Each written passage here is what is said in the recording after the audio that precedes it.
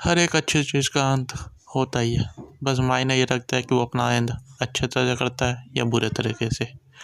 लेकिन ये वाला एंड अच्छा था।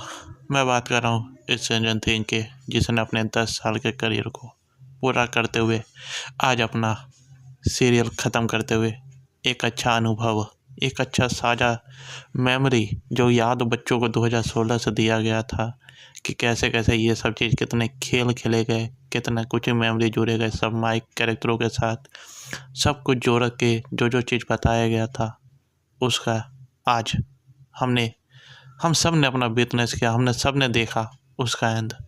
और मैं बोलना नहीं चाहूँगा, लेकिन हाँ, बहुत से वेब सीरीज अपना एंड बहुत ज़्यादा बेकार करती है, लेकिन इन्होंने अपने 10 साल लिए और अपना एंड अच्छा दिया, जिसको आप ज़्यादा से ज़्यादा मैं बोलूँगा बहुत ज़्यादा अच्छा लगा।